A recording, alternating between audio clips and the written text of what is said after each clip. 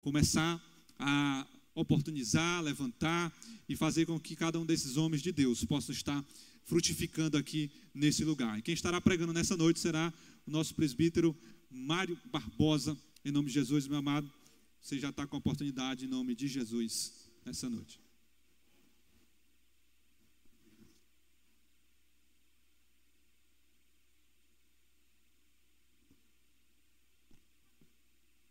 Eu cumprimento a igreja com a paz do Senhor.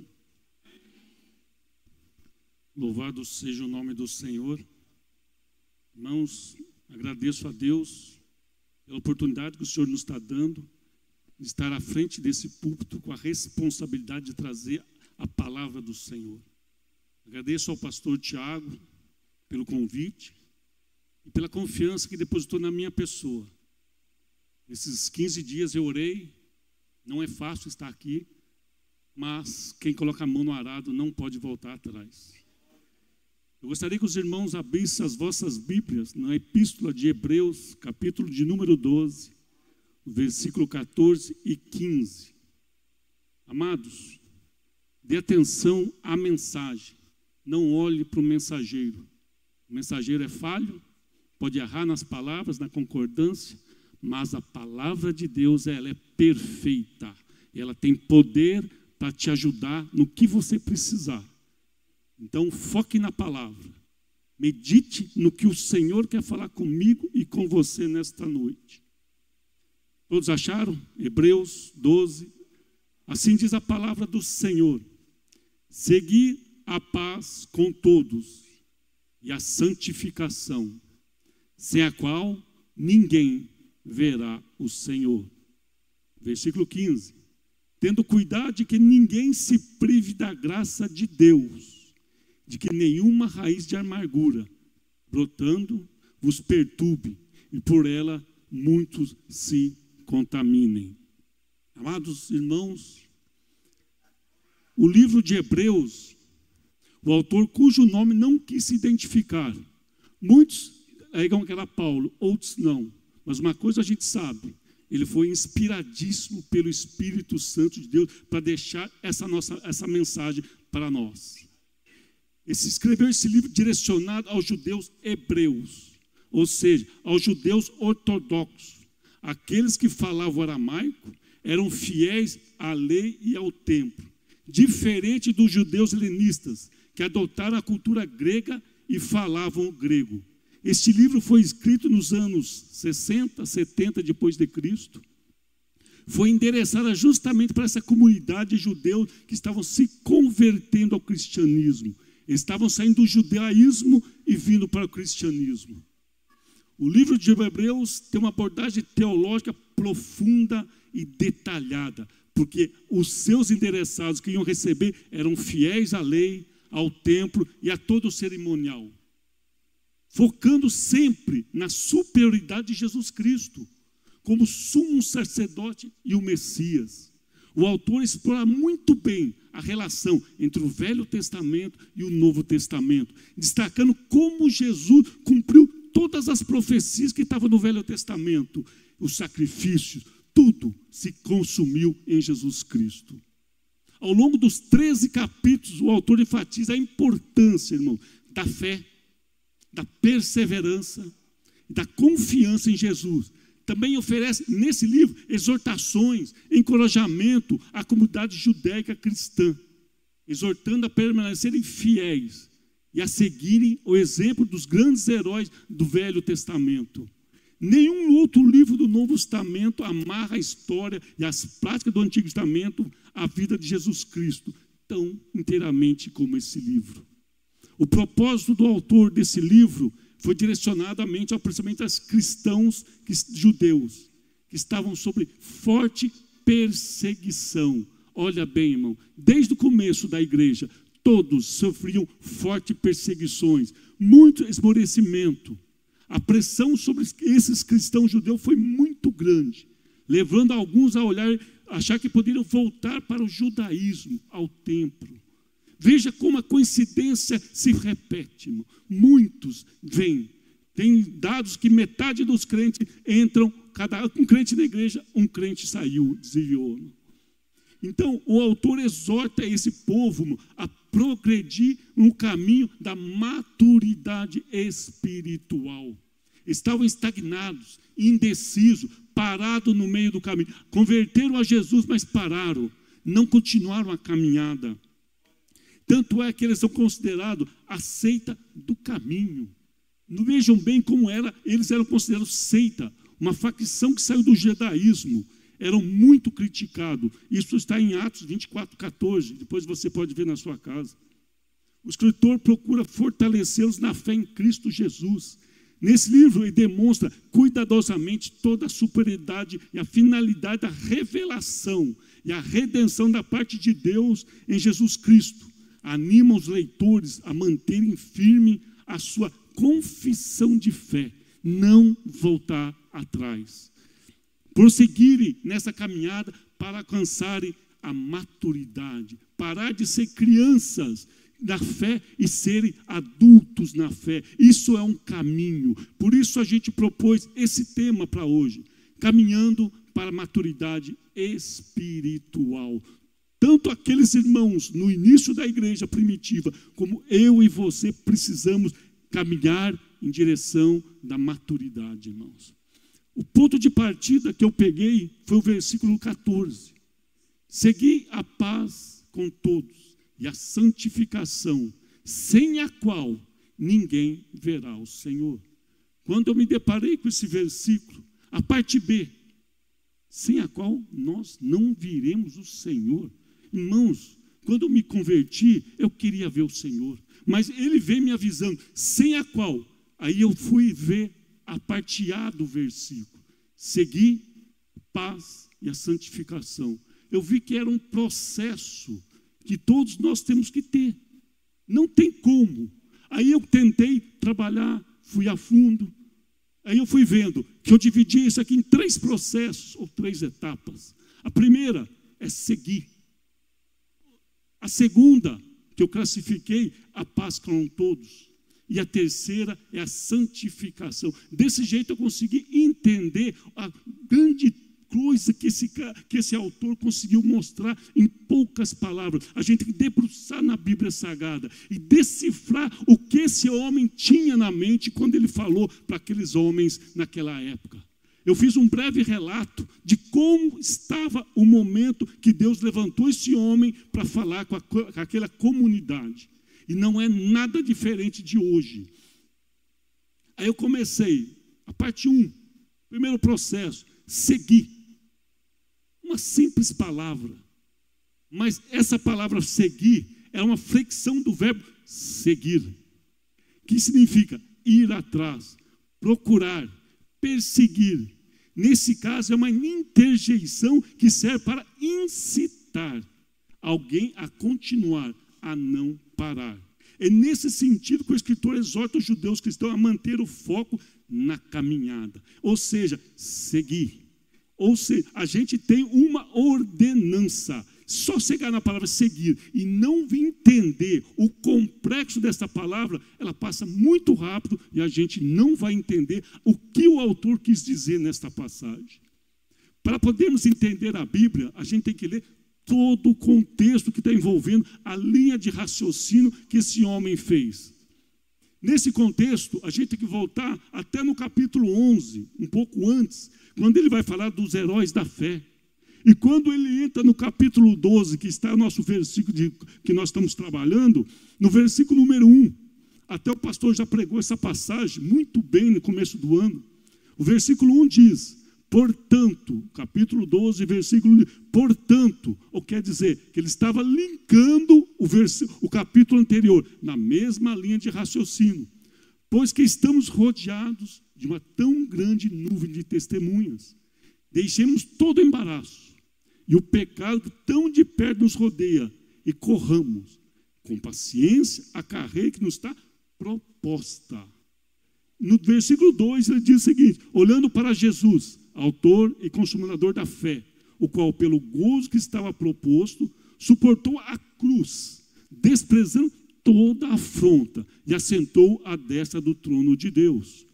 Versículo 3, considerai. Aí ele fala, considere todo esse sofrimento de Cristo, pois aquele que suportou tais contradições dos pecadores contra si, para que não esfraqueceis, veja o modelo a ser seguido, Cristo. Seja o modelo que está sendo seguido. Cristo suportou tudo e não esmoreceu. Então ele está falando, não esmoreçam. Quando ele diz no versículo 1, corramos a carreira, o que ele quis dizer com isso? Para nós entendermos a complexidade que ele estava falando com o seu público. Naquela época, a cultura que prevalecia era grego-romana. O império que comandava era o romano, o exército era o romano, o poder era romano. Mas a cultura, a filosofia, a língua era grega. As tradições eram gregas. Então, esse autor usou uma metáfora, uma figura de linguagem, para dizer sobre correr, competição. Temos que ir, temos que chegar lá. Porque todo aquele povo conhecia os Jogos Olímpicos, que nasceu na Grécia. Então, para aquele povo era uma coisa tão natural falar em Jogos Olímpicos. É a mesma coisa para nós brasileiros falar em futebol. Todos conhecem. Então é mais fácil entrar na cabeça das pessoas e passar a minha mensagem que eu queria falar. O autor usou de entendimento dos leitores com esses eventos para fazer essa comparação. É um paralelo. A corrida proposta para Jesus. Nesta metáfora, o autor refere a que um atleta de competição, todos conheciam como os atletas se preparavam. Eles se preparavam nos treinamentos, muito foco, muita determinação, alimentação restrita e balanceada. O foco era chegar em primeiro, vencer. Tudo que estava ao lado deles não tinha valor. O que eles queriam? A linha de chegada, vencer, chegar lá e ganhar o quê? A coroa da vitória. Era isso que esse pessoal tinha em mente, os atletas. Mesmo jeito, o apóstolo Paulo usou essa mesma figura de linguagem, quando ele escreveu no primeiro livro de Coríntios, capítulo 9, o versículo 24. Nós sabeis vós que o que corre no estádio, todos, na verdade, correm, mas um só leva o prêmio. Correi de tal maneira que o alcanceis. No versículo 25, Paulo diz assim, todo aquele que luta, que combate, que está em disputa, de tudo se abstém. Para quê? Para alcançar uma coroa, para ganhar uma coroa corruptível. Enquanto nós, ele falou para os seus ouvintes, temos uma disputa que vamos ganhar uma coroa incorruptível. Se eles que estão propondo se abster de tudo, focar no que estão propondo, lutam de todas as maneiras para ter uma coroa corruptível, imagina nós que temos uma coroa incorruptível para toda a eternidade. Nesse sentido, o autor faz um link. O fundamental é ter o quê? Foco. A mesma coisa que aqueles atletas de alta performance. Temos que ter o quê, crente? Foco, disciplina, comprometimento. Abster de muitas coisas desse mundo para poder sair vencedor. Na corrida espiritual, irmãos, todos podemos ganhar. Enquanto nos Jogos Olímpicos, só um ganhava. E nós, todos que cruzar a linha de chegada, vamos ganhar. E o nosso prêmio é muito superior, irmão. Enquanto eles ganhavam uma coroa corruptível, uma coroa de louro, que uma semana depois já estava seca e ia para o lixo. Aquela medalha que pendurava no cabide e empoeirava. A nossa é muito maior. Se eles tinham foco, imaginam nós, crentes, quanto tem que ter de mais vontade, mais apetite de chegar na linha de chegada.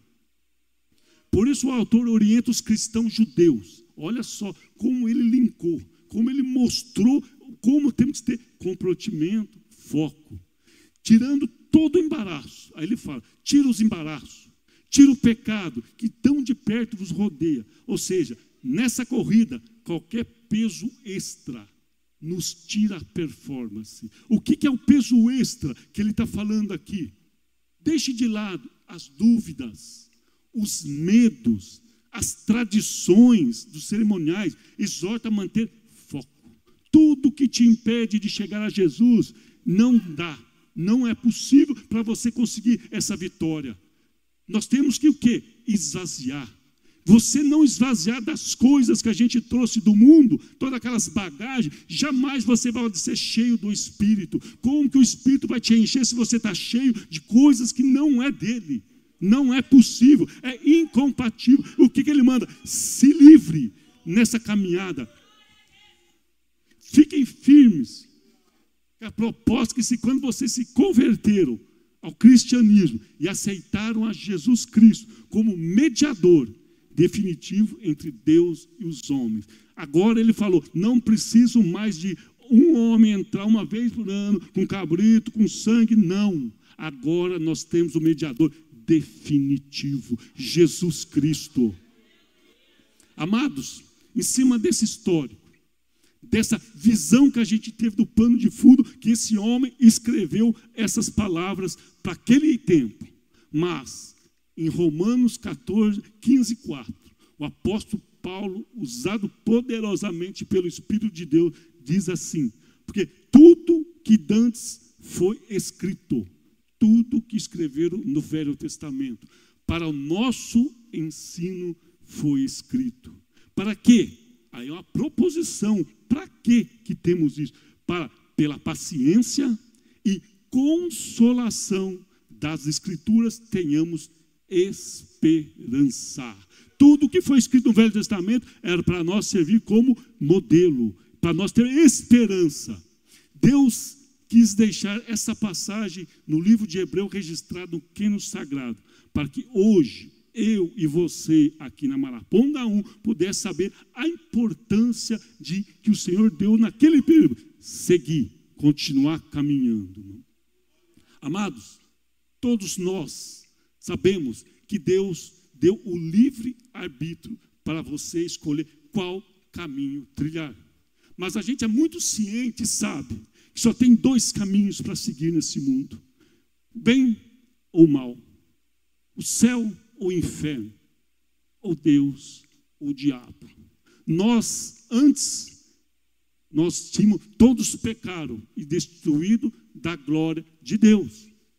Quando aceitamos a Jesus, ou seja, quando a gente ouviu esta palavra, a gente na tribuna, na nave da igreja, aquele dia, a gente entendeu a palavra entrou e modificou minha vida. Eu levantei a mão e vim à frente do púlpito e aceitei a Jesus Cristo. Como Paulo, Romanos 10, 9, se confessarmos com a nossa boca e cremos de coração que Deus ressuscitou dentre os mortos, isso eu vim aqui na frente e muitos de nós fizemos a mesma coisa. Que Deus não tem neto, Deus só tem filho. Então todos têm que vir à frente e aceitar a Jesus Cristo. Quando aceitei a Jesus Cristo, estive com Jesus Cristo. Aí em Coríntios 5,17 diz, assim que, se alguém está em Cristo Jesus, nova criatura é. As coisas velhas passaram, eis que tudo fez novo. Oh, glória! Mudei. Em Romanos completa, Paulo completa desse jeito: nenhuma condenação há para o cristão em Cristo Jesus, que não andam segundo a carne, mas segundo o Espírito. O momento que eu levantei a mão, vim na frente, eu disse, não quero mais esse caminho, eu não quero trilhar mais para o inferno, mas eu guinei para cá, eu converti da carne para o Espírito. É isso que é no primeiro momento. Nesse primeiro momento, ocorre o primeiro processo de salvação, que Jesus te justifica perante ao Pai.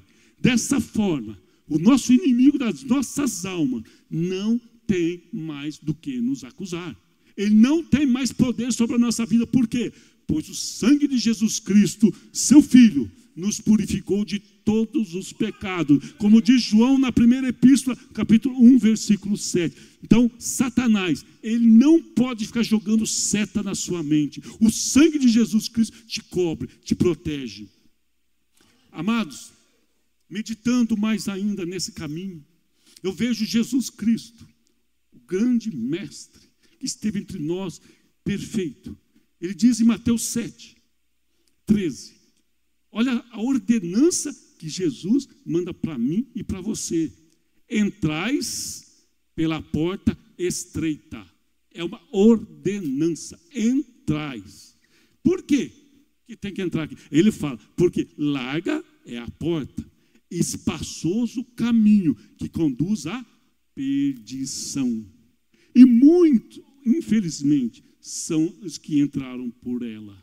Veja bem, é uma ordenança. Entre por esta porta, saia do caminho largo, das concupiscências da carne, dos deleites deste mundo, que são tudo passageiro e vão ficar.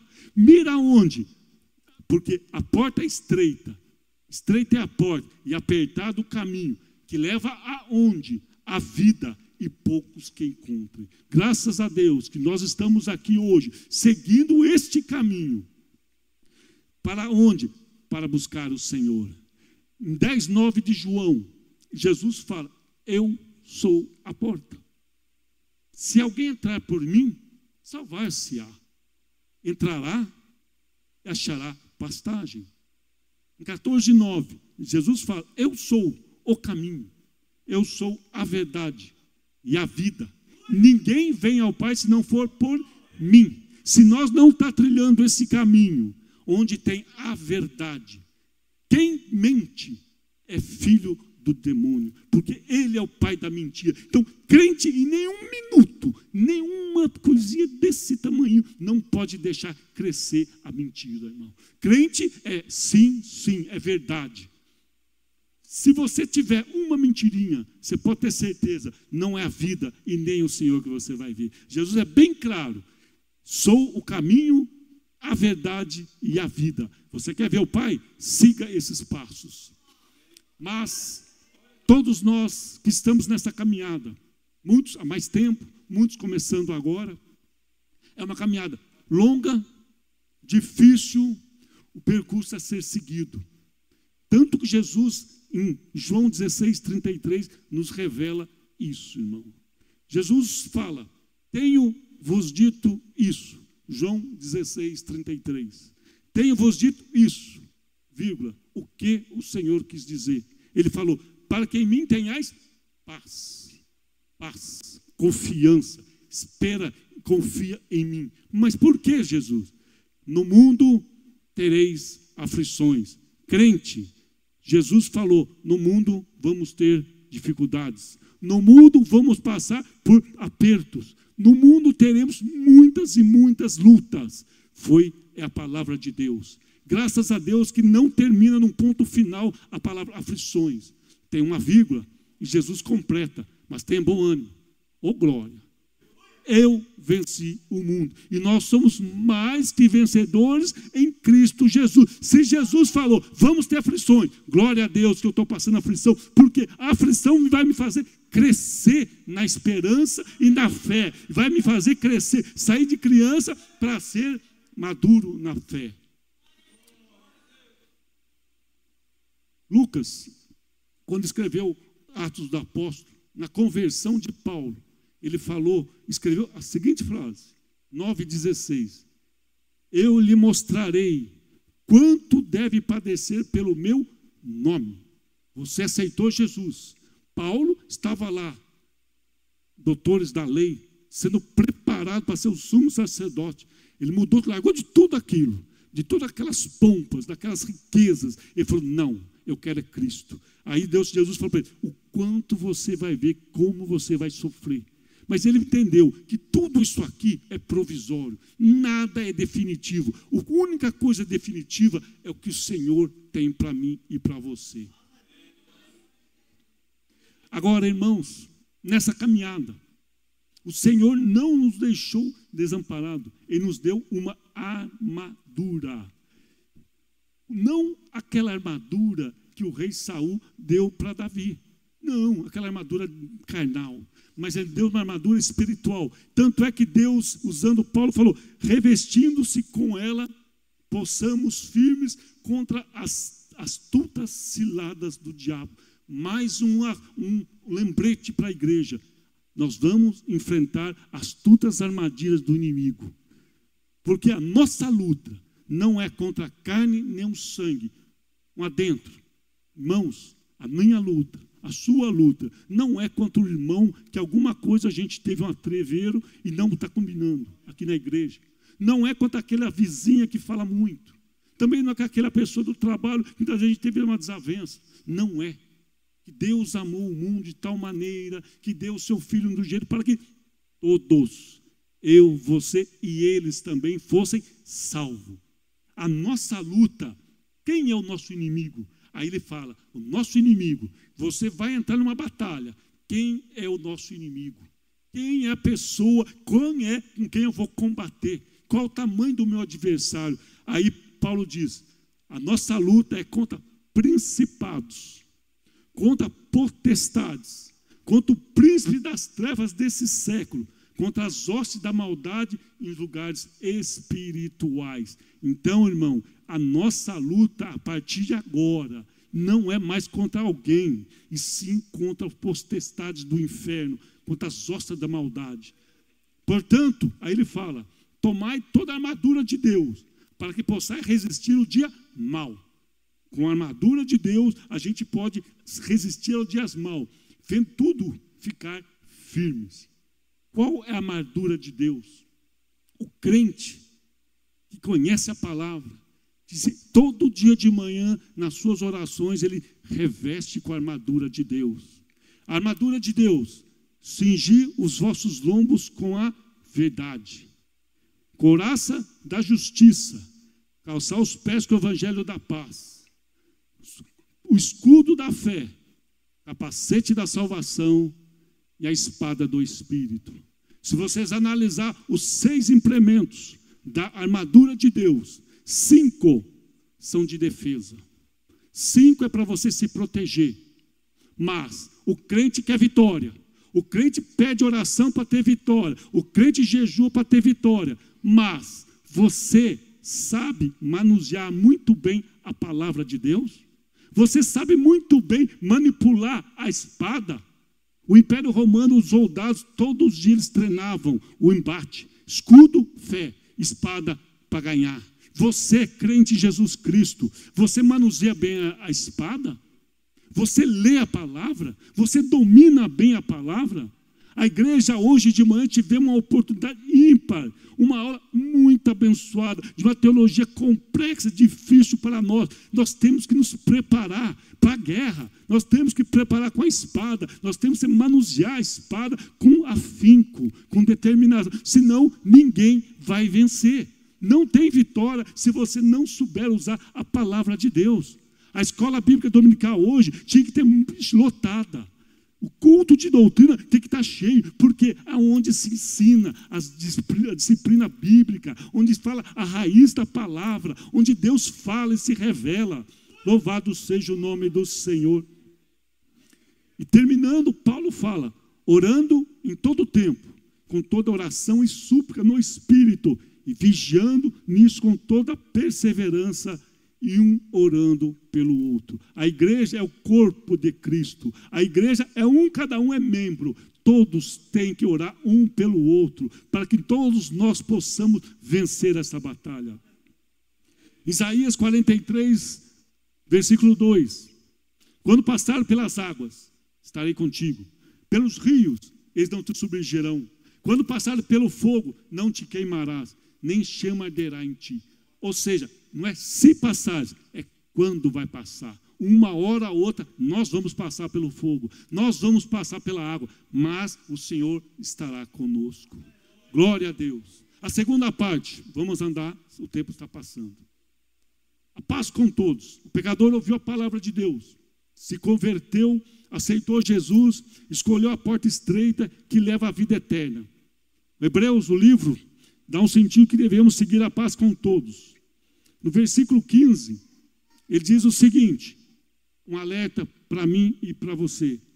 Tendo cuidado de que ninguém se prive da graça de Deus, de que nenhuma raiz de amargura brotando vos perturbe, e por elas muito se contaminem. Amados, raiz de amargura, como nós nos convertemos, o velho homem ainda continua dentro de nós. Se nós dermos brecha, ele vai entrar. E essa raiz de amargura é um espírito e atitude caracterizada por animosidade e ressentimento intenso. Às vezes pode ser contra o trabalhar de Deus, contra a vida do crente. O crente não aceita aquele trabalhar de Deus, ele não fica submisso, humilde à sua vontade, rebela. Jesus falou, seja feita a sua vontade. Jonas falou, eu não vou, eu vou para cá. Aí você sabe aonde vai terminar. Essa raiz de amargura pode sair dentro da pessoa, dentro da igreja. Dificilmente uma pessoa consegue, com essa amargura, orar em paz com o Senhor. A raiz de amargura muitas vezes pode aparecer entre grupos de crentes, que contamina e destrói a comunhão da igreja. Por consequência, a santificação do corpo de Cristo. Em Números 12, versículo 1 e 2. Miriam e Arão falaram contra Moisés, por causa da mulher etíope, mulher cuxita, com quem se havia casado, porque ele havia casado com a mulher etíope. E disseram, terá que o Senhor falado somente por intermédio de Moisés? Não falou também por nosso intermédio? Olha uma raizinha de desconfiança, uma invejazinha ali, uma inveja. E o Senhor ouviu. Olha bem onde você toca. Olha bem, igreja, onde vocês vão tocar. Deus ouviu, chamou Moisés, Miriam e Arão. Chegou e falou, olha, se tiver um profeta aqui, Miriam se chamava profetisa, Deus já desqualificou. Eu falo por sonho e por revelação. Agora, com Moisés, o meu servo fiel, eu falo boca a boca. E vocês não temeram em falar do meu ungido. Preste atenção, igreja do Senhor. Muitas provas nós caçamos, porque tocamos no vaso, tocamos no homem de Deus. Não faça isso. Miriam imediatamente ficou leprosa, branca igualzinha a neve. E teve que pedir misericórdia para o homem de Deus. Só para sair da prova, venha e se humilha na quem você quis passar por cima. É assim a palavra do Senhor. Irmãos, eu estava vendo um escritor americano chamado Jim Rohn. Ele nos mostra o seguinte, ele falou na sua teoria. Você é a média das 5 pessoas que mais convive. Vou repetir. Você é a média das 5 pessoas que você mais convive. Então devemos avaliar como e com quem nos relacionamos. Às vezes, inconscientemente, poder estar abrindo brecha para que Satanás possa agir. No meu trabalho, aquela pessoa. Salmo 1, não sente nas rodas dos encarnecedores. Irmãos, se o irmão conta uma piadinha que não é lícito para a gente, não ria, saia de perto. Ele vai entender que a luz não tem nada a ver com as trevas. Pelas escrituras sagradas, desde o começo, Gênesis e Apocalipse, a gente vê o modus operandi de Satanás. Veja como Satanás enganou Eva. Em Gênesis 3, é muito pequeno o versículo, mas eu imagino, quando Deus falou para Adão e Eva, tudo aqui no paraíso é para vocês. Tudo é bom, que tudo que Deus faz é bom. De repente falou, mas aquela não. E sempre ficou não. De repente, chega o inimigo das nossas almas, começa, não, olha como é bonito, é bom, pá. Aí vai conversando, vai dando trela, Eva foi dando trela. De repente, Satanás jogou a seta. E aquela árvore, por quê? Não, Deus não deu. Mas por quê? Todo dia, por quê? Porque, de repente, o versículo 6 diz, quando a mulher viu a árvore, olha, ela não via, que era boa, atraente aos olhos e desejável para obter sabedoria. Veja bem como deu a brecha, o inimigo foi indo, até convenceu ela, começou a ficar atraente aos olhos, concupiscência dos olhos, desejável dela obter sabedoria. Veja bem o que você deu, uma brechinha de nada. O inimigo foi entrando. O que aconteceu? Quando eles comeram o fruto, os dois viram que estavam nus. Nus é vergonha. E quando Deus estava na viração do dia e chamou Adão, Adão falou, eu escondi que eu estava com vergonha do Senhor, com medo. Veja como o pecado separa o homem de Deus. Veja bem, não dê brecha. Olhe para muito bem como você está relacionando. Porque de Gênesis a Apocalipse, Deus fala em todos os livros. E Ele fala em Apocalipse, eis que venho sem demora. guarda o que tens, para que ninguém tome a tua coroa. Vigia. De Gênesis a Apocalipse está muito bem explicado. Por isso temos que saber com quem acompanhamos. Saber o lado de confessa a mesma fé. Andar com pessoas que têm a nossa mesma fé. Que esteja trilhando o mesmo caminho. Confira se essa pessoa tem vida de oração, de jejum, que medita na palavra de Deus diariamente. Pois a luz não tem comunhão com as trevas. Não queira ser amiguinho do mundo. Não queira ser boa praça com todo mundo. O mundo não gosta da gente. E nós brigamos contra as coisas desse mundo. Nós brigamos contra o pecado, não contra o pecador. O pecador merece misericórdia como eu e você alcançamos. E para terminar, o terceiro item, a santificação. É um processo contínuo, que temos que evoluir, crescer no conhecimento de Deus. Ser santo, irmão, é estar separado do pecado e consagrado a Deus. É ficar perto de Deus, ser semelhante a Ele e de todo o coração buscar a sua presença, a sua justiça e a sua comunhão. Acima de todas as coisas, a santidade é a prioridade de Deus para os seus seguidores. Isso é o principal. Tanto é que Pedro, na sua primeira epístola, 1,16, diz: pois está escrito, sede santos, porque eu sou santo. Somente com a ajuda do Espírito Santo é que vamos conseguir um processo que requer cooperação contínua do indivíduo com o Espírito. Contínuo, todos os dias, é um processo, até quando a gente chega na linha de chegada, todos os dias. O processo de santificação é que vai removendo o pecado. Com isso, leva a pessoa a um relacionamento pactual maior, mais intimidade, mais comunhão com o Senhor.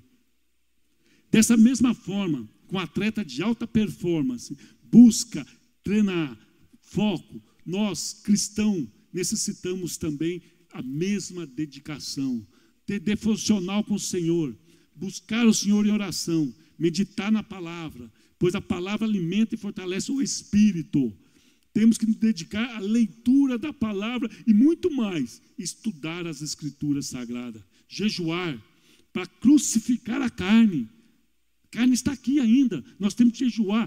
A carne não quer orar, a carne não quer jejuar, a carne quer os deleites do mundo, mas nós temos que fazer o querer do Espírito. O Salmos 15, Davi diz: o verdadeiro cidadão dos céus, aquele que anda com sinceridade, pratica a justiça, não difama nem faz mal ao seu próximo, e não aceita afronta contra o seu próximo. Esse é o verdadeiro cidadão dos céus. Perguntaram, os doutores da lei perguntaram para Jesus, qual é o maior mandamento? Primeiro mandamento, amar a Deus de todo o seu coração, da sua alma e do seu entendimento. E o segundo é muito parecido, amar ao próximo como a si mesmo. Amar ao próximo, amar aquele drogado, amar aquela prostituta, porque eles, Jesus morreu por eles também. Finalizo agora com a palavra que o apóstolo Paulo escreveu na segunda carta de Timóteo 4,7. Diz assim: combati o bom combate, acabei a carreira e guardei a fé. Quando Paulo fala combater, é uma disputa, é um confronto. Ele confrontou durante toda a sua vida para manter a integridade do evangelho que o Senhor entregou na mão dele. Meditando nessa vida, esse grande homem de Deus, observamos como ele sofreu muitos problemas ao levar o evangelho. Paulo passou por muitos açoites, foi apedrejado, passou por prisões, assaltos, naufrágios, traição, fome, frio, noite sem dormir, exposição ao perigo. O quanto esse homem de Deus trabalhou, as marcas estavam na pele dele, na carne dele, irmão. Mas graças a esse homem, irmão, que seguiu todas as direções do Espírito Santo, que falou para ele, vai para Macedônia. Graças a esse homem, que todo o evangelho, a palavra de Deus chegou ao ocidente, irmão, e chegou até nós aqui hoje, irmãos. Mas como suportar tudo isso? Como suportar tantas lutas, irmão? Aí ele fala em 4,13, Filipenses 4,13, posso todas as coisas. O que eu posso? Passar por açoites. Eu suporto ser apedrejado, eu suporto passar por prisões, por assaltos, naufrágio, traição. Tudo isso eu passei, eu suportei. Por quê? Porque aquele que me fortaleceu, aquele que chamou você para a boa obra, ele garante tudo para você, irmão. Por isso Paulo fala, posso todas as coisas naquele que me fortalece. Louvado seja o nome do Senhor. Espero que eu, você, todos nós, consigamos naquele dia expressar a mesma frase que o apóstolo Paulo deixou nessa última mensagem. Acabei a carreira, guardei a fé. Lembre-se, quem está lá na linha de chegada, esperando você, é Jesus Cristo. O corredor, quando ele vê a linha de chegada, ele dá um sprint para conseguir vencer. Nós, sabendo que quem está lá na linha de chegada é Jesus Cristo, de braços abertos, falando, bom e fiel servo, entre para o gozo do seu Senhor. Veja Estevão, irmão. Estevão estava sendo apedrejado porque falou o evangelho. Não mudou uma vírgula do que o Senhor mandou ele pregar. Ele foi apedrejado, mas no momento ele olhou e viu os céus abertos. O que ele viu, irmão? Jesus em pé no trono, esperando ele, irmão. Olha só como o nosso Senhor está querendo que a gente termine essa batalha. Veja a convicção de Paulo quando ele escreveu para Filipenses 1:21, porque para mim viver é Cristo, morrer é ganho. Porque viver, se eu e você tiver a mesma convicção que todas as coisas, o mais importante é Cristo, o mais importante é eu ver Cristo lá, que todas as outras coisas periféricas, pode ser bênção, pode ser carro, pode ser emprego, pode ser casa, tudo é bom. Mas o melhor é o abençoador. O melhor é o nosso Senhor Jesus Cristo, porque Ele tem coisas muito maiores que está revelado para quem chegar naquele momento. Amados irmãos, eu não tive hoje a intenção de apontar o dedo para ninguém. Eu apenas descrevi o que o Senhor colocou no meu coração. Eu, durante muitos anos, eu fiquei parado no caminho. Fiquei anos sentado naquele último banco da igreja. Mas eu tenho uma companheira que orava dia e noite para que o Senhor me revertesse esse processo que eu estava parado. Pela misericórdia do Senhor, ela orou. E Deus se tocou. E Deus tocou no meu coração. E hoje eu estou aqui. E falei, estou aqui, Senhor, para a glória do Teu nome. Agora o meu foco é lá, é Jesus. Antes eu estava perdido nas coisas periféricas, que não me dava nada. Só me dava tristeza, desânimo. Quanto mais longe de Jesus, mais frio. Mas agora, com a oração da minha esposa, eu estou aqui, para a glória de Deus. Agradeço muito o pastor por estar me dando essa oportunidade, porque a gente tem que praticar. Quando ele me deu a mensagem, falou que eu ia pregar 15 dias antes, foram 15 dias eu intensamente na palavra. Irmãos, isso não tem prazer maior do mundo. Quando você começa a meditar na palavra, Deus começa a se mostrar. Fala, Jesus, por que eu não vi isso antes? Mas graças a Deus, para a glória de Deus, eu louvo e agradeço a esse Deus tremendo e maravilhoso. Assim eu agradeço a oportunidade. Que tem ouvidos, ouça o que o Espírito diz à igreja. Se você está desanimado, cansado, vem aqui, o pastor ora. Ele tem autoridade do céu na mão dele para que te ajude a levantar nessa caminhada. Se você não aceitou Jesus Cristo ainda, venha para cá. Esse lugar não tem coisa melhor do que ter um Deus desse tamanho que nos abençoa e nos protege em qualquer momento, em qualquer luta, Ele está com você. Amém? Que Deus abençoe a todos em nome de Jesus.